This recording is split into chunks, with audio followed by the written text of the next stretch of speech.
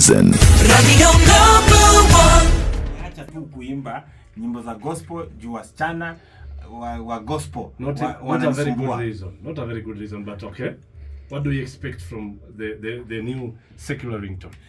New secular ringtone, nitakuwa naimba nyimbo za secular lakini nitakuwa na tabia mzuri because mimi sijui kufanya tabia mbaya. Alafu nataka wafans wa gospel wote wasinifuate. Wao wabaki huko.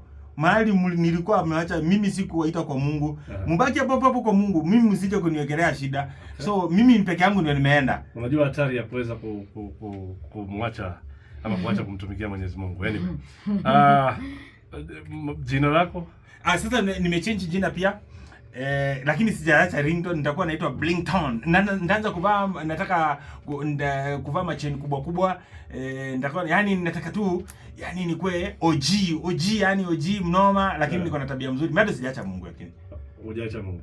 Lakini afanyeni hivi. Nikujaribu najaribu. Unajua kwa hii maisha watu wanajaribu. Si next week nikitoa wimbo wangu, mtaniambia kama let's wait for the song. Nitakuja kwa naomba tu mniruhusu tena nirudi mambo mseto. Nikuja siku hiyo waongee. Waseme kama ninaimba mzuri ama ninaimba vibaya. Okay.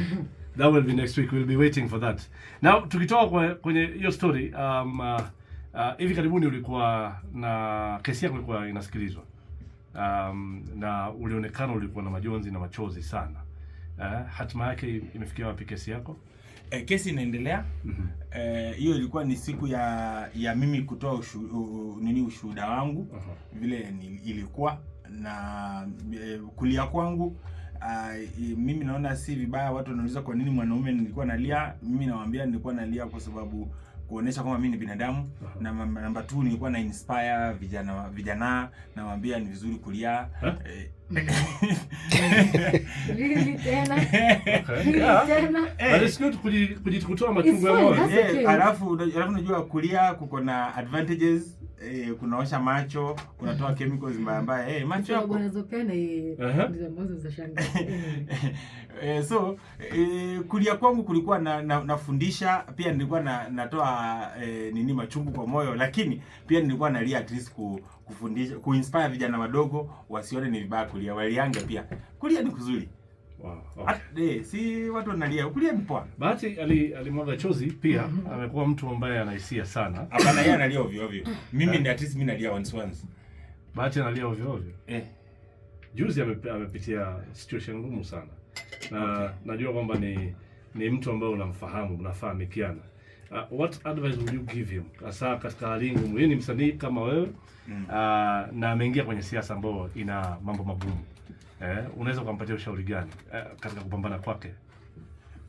Mimi nataka kumwambia Bahati ajue siasa si kanisa, ajue siasa si msikiti, ajue siasa si harusi, ajue siasa ni mahali pa kupigana. Sasa hiyo siasa inakuanga ni nani anapiga mwingine. Sasa kama yeye amepigwa juzi, sasa next time pia naye aenda apige yule alimpiga. Yaani si atampiga muumize.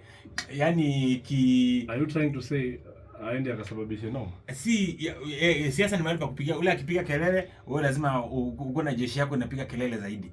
That's why unaona wanasiasa wanabebanga watu wanawasafirisha mahali ndio uoneshe watu uko na umaarufu. So Bahati anafaa kupanga jeshi. Ule mwingine alikuwa kuna jeshi yake mpaka akafukuza Bahati. So Bahati angekuwa ameongeza jeshi yake nyingi pale inapiga Bahati inamuita. So unaona hata wala wangeza kumtoa. Sidhani kama ni sawa kuambia kwamba si vita, yani si violence. Kwa sasa hivi sisi tunasema amani. Hataki ugomvi, hataki ushindani ambao unaweza pelekea vita. Mzazi.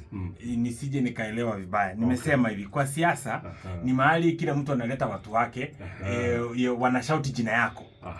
Umeelewa? So ndio nasema kama ile ya juzi Bahati ya kufukuzwa pale, angekuwa na watu jeshi yake kubwa, shout Bahati, akiambiwa toka ikatae, hangeenda. Hata wale wengine wangeogopa kwamba wanapoteza kura. So Bahati ajipange. Ajue siasa huwezi enda kama usanii mahali unaongojea watu wako loyal fans watashout. Kwa siasa watu wana transport mafans.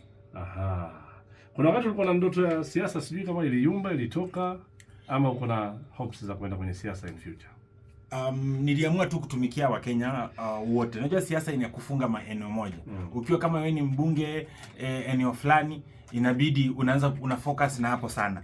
So mimi nilikuwa nafanya tu muziki pia ni jukwaa ama platform ya kuweza kuaffect hii generation sasa across kila mahali Kenya mzima. Kauli yako ya mwisho kwa msikilizaji anayekusikiza na kusubiri wiki ijayo. Nataka tu kuambia Wakenya, hii maisha haitaki mafuriko. Hii maisha haitaki mambo mingi, na wale ambao hawajanielewa na waambia kwanza waongojee wimbo wangu, wasikie itakuwa inasema mapenzi kivipi. Wasinijaji kwanza. Wasiongee mambo mingi kwanza. Relax. Ringtone nako hapa. Dunia ishi leo. Hata mambo mseto itakuwa next week. Inshallah. Tasubiri. Stand by for more, mtu wangu. Ringtone ashaongea. Radio Citizen. Radio Global.